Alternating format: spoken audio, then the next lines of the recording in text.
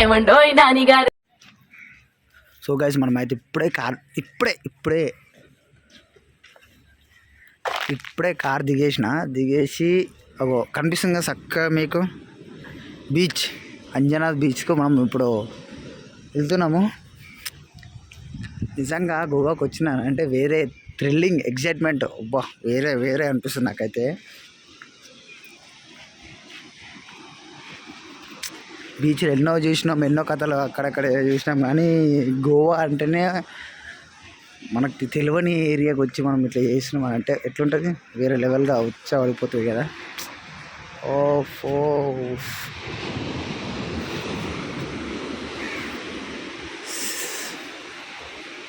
Okay. ఓహో ఎండకి అనిపిస్తుందో లేదో మీకైతే.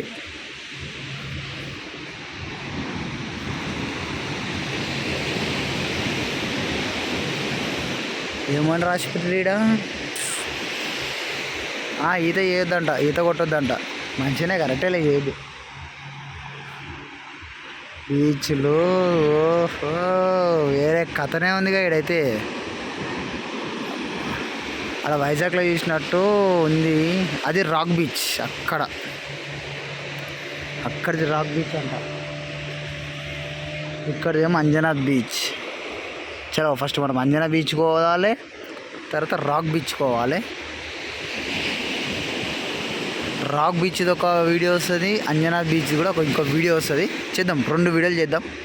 పర్లేదు, ఏం లేదు, మనకు అంత ఓపిక ఉంది కాబట్టి 2 చేద్దాం. మొత్తం గోవా మొత్తం ఎక్స్ప్లోర్ చేద్దాము, ఎంజాయ్ చేద్దాము గట్టిగా. ఈరోజు అయితే మనము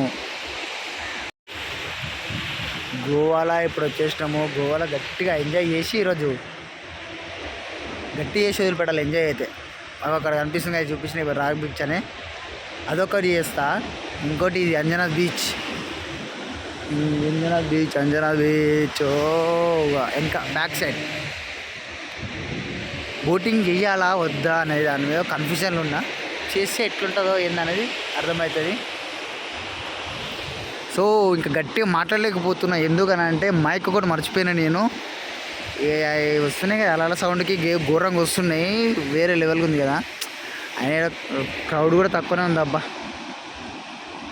క్రౌడ్ చాలా తక్కువ ఉంది, పర్లేదు, ఉన్నారు, ఇంకా మంచిగానే ఉన్నారు.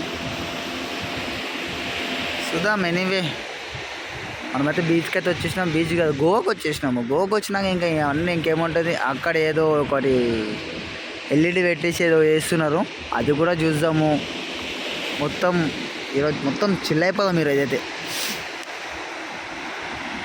చిల్ అయిపోదాం, కానీ ఎవరి చేతిలో మనమైతే అసలు బుగ్గ కావద్దు, స్కామ్ అస్సలు కావద్దు ఎవరి చేతిలో.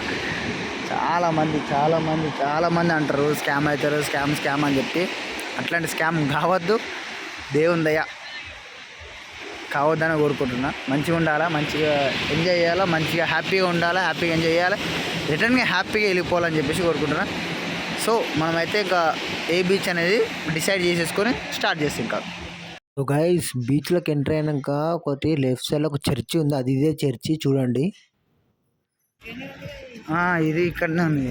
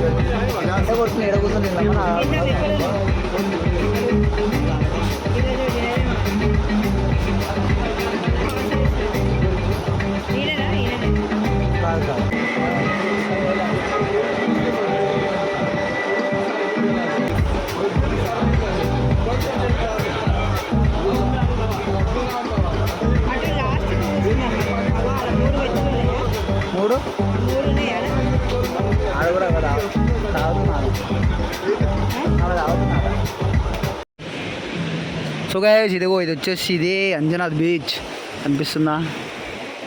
ఇందాక ఎవరు పబ్లిక్ లేరని చెప్పేసి అని అటు పోయినాము. ఎంతమంది ఎవరిని అమ్మ లోపల పోతుర్రు వీళ్ళంతా, ఎందుకో ఇంత ఎందుకురా నాయనా, నేను వచ్చినప్పుడు ఎవరు లేకుండే అక్కడికి వెళ్ళి అటు చూసి వద్దామని చెప్పేసి అటు పోయి చూసి వచ్చిన. ఆ గ్యాప్లో ఫుల్ వచ్చేసారు, చాలామంది ఫుల్ వచ్చేసారు. ఫ్యామిలీస్తో ఫ్రెండ్స్తో ఎంతమంది, చాలా ఫుల్ కపుల్స్. అవ్వా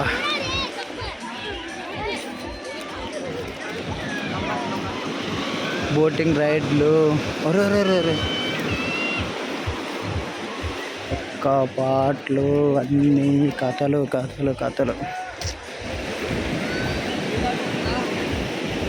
ఇక్కడ వేరే లెవెల్గా ఉంది.